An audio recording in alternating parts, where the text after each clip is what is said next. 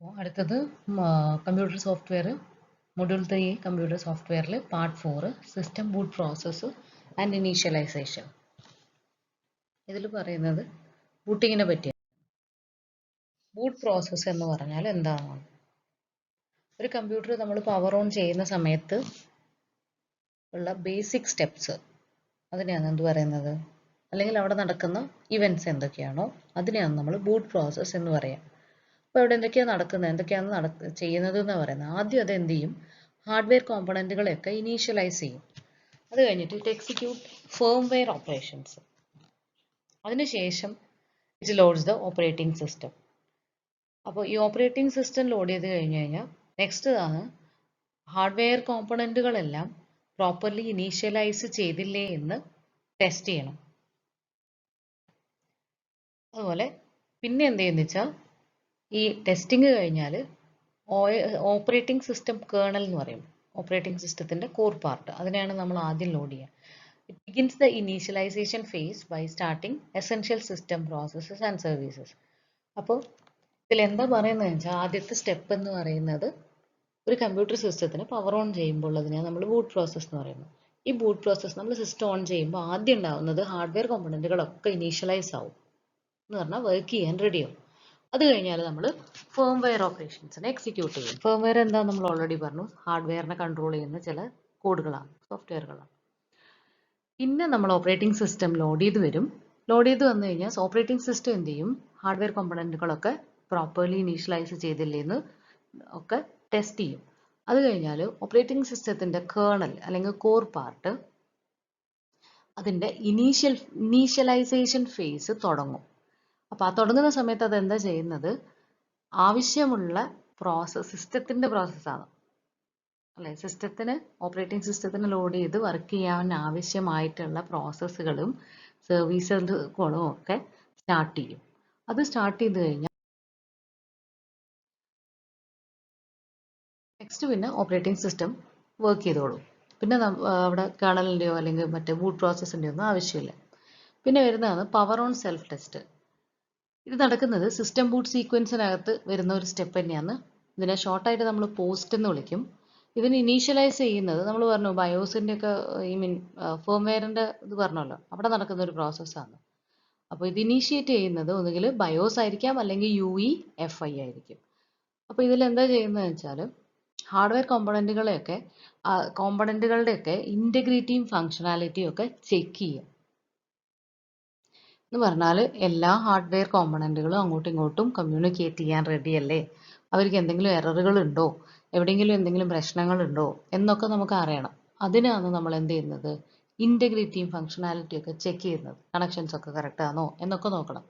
അപ്പോൾ during post firmware check CPU and other peripheral, CPUവിനെയും സ്റ്റോറേജും മെമ്മറി ഒക്കെ ഉണ്ടല്ലോ, അതുപോലെ പെരിഫറൽസിനെയും എല്ലാ ഹാർഡ്വെയർ കോമ്പണൻറ്റുകളെയും ഇത് ചെക്ക് ചെയ്യും.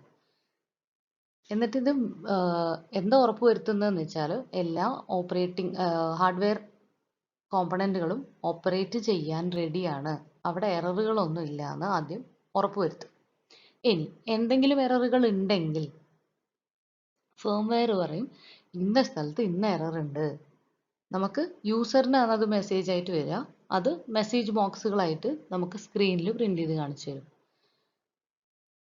അപ്പോൾ ഇത് എന്തിനാണ് ഈ പോസ്റ്റ് ചെയ്യുന്നത്, പവർ ഓൺ സെൽഫ് ടെസ്റ്റ് ചെയ്യുന്നേ ചെയ്യുന്നത്, സ്വയം ടെസ്റ്റ് ചെയ്ത് നോക്കുകയാണ്. എന്തിനാ ചെയ്യുന്നതെന്ന് വെച്ചാൽ എന്തെങ്കിലും ഒരു ബൂട്ട് ഫെയിലിയർ അല്ലെങ്കിൽ ബൂട്ടിങ് നടക്കാതിരിക്കുകയോ അല്ലെങ്കിൽ എവിടെയെങ്കിലും ഒരു ഫോൾട്ടി ഹാർഡ്വെയർ ഉണ്ടാവുമോ ഒക്കെ ചെയ്യുന്ന സമയത്ത് ബൂട്ടിങ്ങിന് പ്രശ്നം വരും. അതില്ലാതിരിക്കാൻ വേണ്ടിയിട്ടാണ് പവർ ഓൺ സെൽഫ് ടെസ്റ്റ് നടത്തുന്നത്.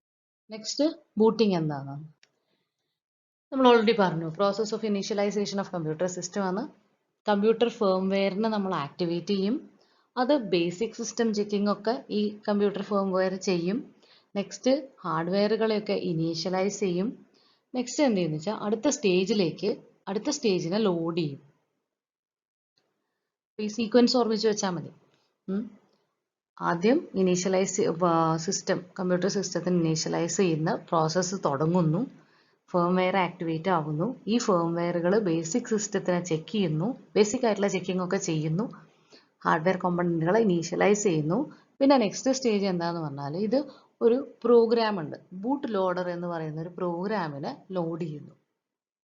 ഈ ബൂട്ട് ലോഡർ എന്ന് പറയുന്ന പ്രോഗ്രാം സിസ്റ്റത്തിന്റെ ഏതെങ്കിലും ഒരു സ്റ്റോറേജ് ഡിവൈസിനകത്ത് കിടക്കുന്ന ഒരു പ്രോഗ്രാം ആയിരിക്കും. ഏതെങ്കിലും ഒരു പ്രോഗ്രാം എന്നല്ല, ബൂട്ട് ലോഡർ പ്രോഗ്രാം തന്നെയാണ്. അത് സെക്കൻഡറി സ്റ്റോറേജിൽ സ്റ്റോർ ചെയ്ത് വെച്ചിട്ടുണ്ടാവും. ഇത് എന്ത് ചെയ്യുമെന്ന് വെച്ചാൽ OSൽ കിടക്കുന്ന, ഇപ്പം OS ശരിക്കും എവിടെയാണ് ഉണ്ടാകുന്നത്? ഹാർഡ് ഡിസ്കിലല്ലേ ഉണ്ടാവുക. അപ്പോൾ അവിടുന്ന് അതിനെ ലോഡ് ചെയ്ത് ലൊക്കേറ്റ് ചെയ്യും. എവിടുന്ന്? മെമ്മറിയിൽ നിന്ന് എടുത്തിട്ട് അതിനെ ലോഡ് ചെയ്യണം OSനെ. അത് ചെയ്യുന്ന ആളാണ് ബൂട്ട് ലോഡർ. പേരിൽ തന്നെ ഉണ്ട്, ആലോചിച്ചാൽ മതി. അതുപോലെ യൂസറിന് ബൂട്ടിംഗ് ഓപ്ഷൻസ് ഒക്കെ കൊടുക്കുന്നത് ആരാന്ന്? ഇതുപോലെ തന്നെ ഈ ബൂട്ട് ലോഡറാണ്. ഈ ബൂട്ട് ലോഡറിന്റെ പണി കഴിഞ്ഞാൽ പിന്നെ OS എന്ത് ചെയ്യുന്ന വെച്ചാൽ കൺട്രോൾ മുഴുവൻ ഏറ്റെടുക്കും. പിന്നെ അവിടെ വേറെ ആർക്കും റോളില്ല. ബൂട്ട് മാനേജറും ബൂട്ട് ലോഡറും ഒന്നും ഇല്ല. പിന്നെ എന്ത് ചെയ്യുന്ന വെച്ചാൽ കേർണൽ അവിടെ ഡിവൈസ് ഡ്രൈവറുകളെ ഇനീഷ്യലൈസ് ചെയ്യും. ഡിവൈസ് ഡ്രൈവർ എന്ന് പറഞ്ഞാൽ എന്താണെന്ന് അറിയാം, നമുക്കൊന്ന് ഓൾറെഡി പറഞ്ഞു. അതുപോലെ സിസ്റ്റത്തിന്റെ പ്രോസസ്സുകൾ ഉണ്ടാവും. സിസ്റ്റത്തിന്റെ ഫങ്ഷൻസ് ചെയ്യുന്ന പ്രോസസ്സുകളെയൊക്കെ സെറ്റപ്പ് ആക്കും.